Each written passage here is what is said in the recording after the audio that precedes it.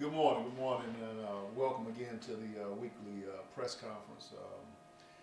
Last week was a rough week.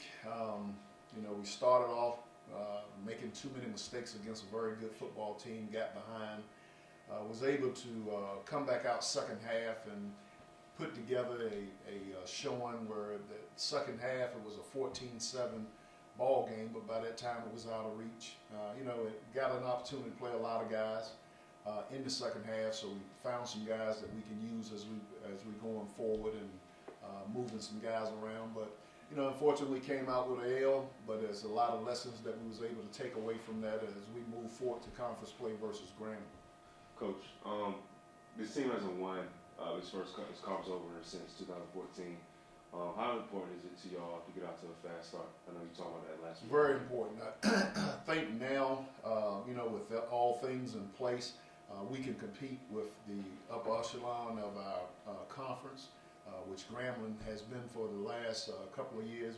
We've played them close since 2015, and play here, play there. But more importantly, they're coming here. This is a game that we need to win, and we have to prepare to win with these next couple of days, as they'll come in with our old offensive coordinator, Mark Orlando, and I'm quite sure, with the familiarity of him being here and knowing the guys, they get a little advantage of knowing who can do what, from quarterback to receivers and O-line. So, but we'll be prepared.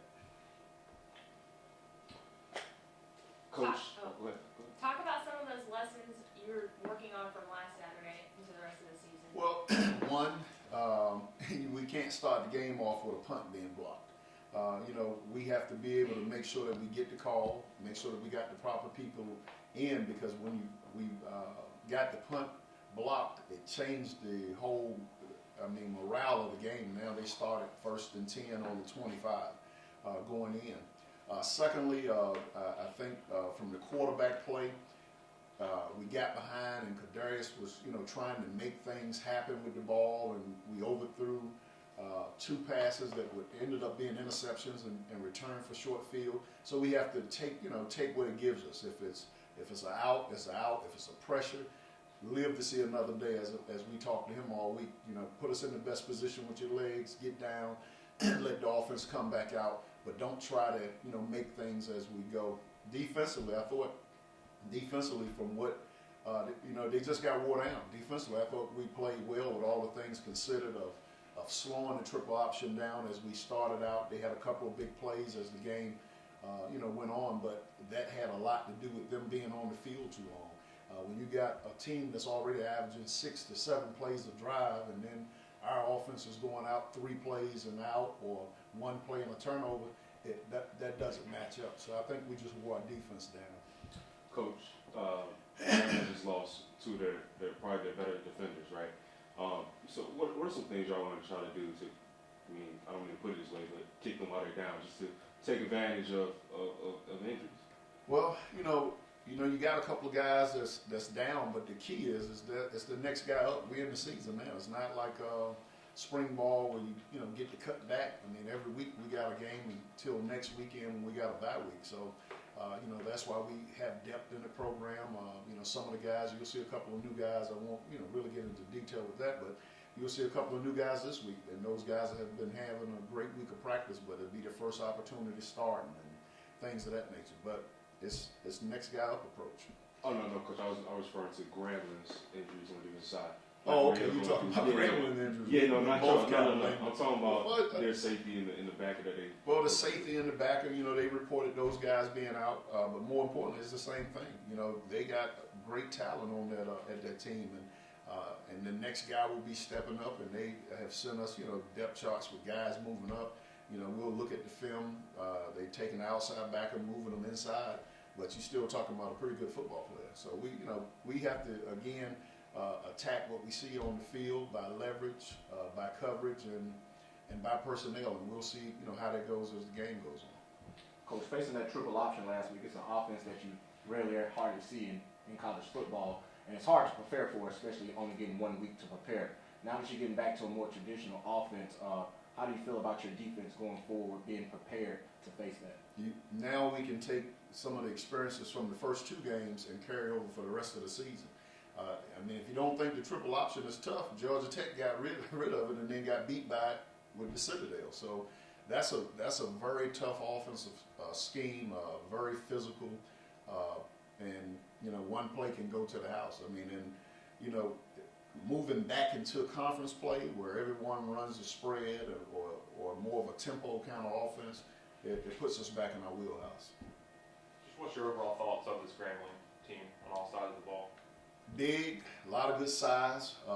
They do a good job with the quarterback getting on the perimeter running. I think right now they're leading the conference in rushing, averaging close to 300 yards a game, and they played 2 Division F1 FBS programs. So, they defensively they fly around as they always have. Great speed in their secondary, and big, very big and agile up front at the defensive end. So they're a very good football team. What's your thoughts on this string of home games and how beneficial has it been for you guys? Anytime you get an extra day to practice and not have to pack up and travel, it helps.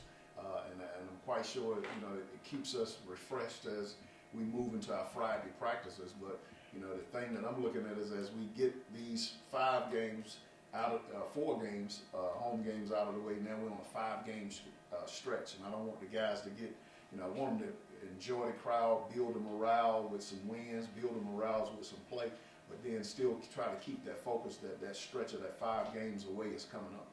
Coach, how much does the environment play into you guys being able to get it for a game? I know last week was a little thin, but with Grambling coming in, you would assume it being first conference over to be. Yeah, we just as fans and alums have to get out of who we playing. As long as your team playing, we got to come out and support our team if we're going to, be able to to say that we diehards. We got to, we could play anybody. We got to come on out, support our guys from the Hornet walk into the stadium and cheer them on. It shouldn't matter, those teams that have that 13th man, as they call them, or 12th man, as they call them. Those people don't care who you playing. They in the stands and they're coming for the tradition and the camaraderie. We just need to get our folks out. What's the mindset of the team right now as you guys head into conference play? Everything's been high tempo. Every guys flying around in practice. They're really looking forward to the challenge this weekend. Coach, I know UAB game had a lot of issues with cramps, and it's been really hot here lately. And thank goodness we're playing at 5 o'clock. Are the guys feeling okay, or have you had any issues with hydration or anything? Well, no, we've done some things for us going to a 72-hour hydration deal where guys are flooding themselves with water and getting off of soda and caffeine and all those things that go into it. Our administration has done a great job of putting cooling stations on the sideline. I mean, that we didn't have at UAB, and we hadn't really suffered, from those cramps since. So I think collectively we put together a good system that we could guard against those cramps. Coach, just Jefferson the last 2 weeks and what he's done, and just how excited are you to have him in the program? You know what? It's great when you can. Last year I was sitting here trying to think who to get the ball to because we're trying to put it together. Now, as a coach, you're saying, okay, he needs 4 touches, he needs 5 touches, and to be able to go through the team, and Jefferson's name is at the top of the page, that we're going to start off with him getting touches. We know if we can get the ball in his hand, that they have to defend us differently. So it's good to see those guys mature and just grow. Jeremiah Hickson's as well, and Jefferson. Those guys bail. We have some weapons. Now we just have to find ways to get them the football so that they can get back into that end zone. Anybody else? All right, Coach, we're good. Thank you.